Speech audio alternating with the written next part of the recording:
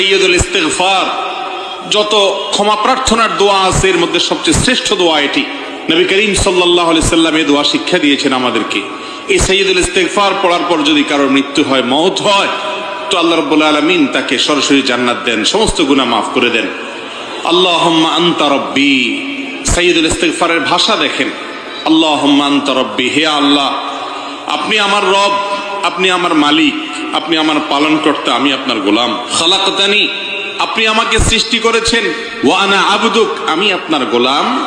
ওয়া আনা আলা আহদিকা ওয়া ওয়া'দিকা মাস্তাতা'ত, আপনি যে আমাকে আপনার রব হিসাবে আমার কাছ থেকে যে স্বীকৃতি নিয়েছেন, আমার কাছ থেকে যে ওয়াদা নিয়েছেন যে আমি আপনার কথা মেনে চলবো, আমি চেষ্টা করেছি, যতটুকু সম্ভব হয়েছে সে অনুযায়ী চলেছি।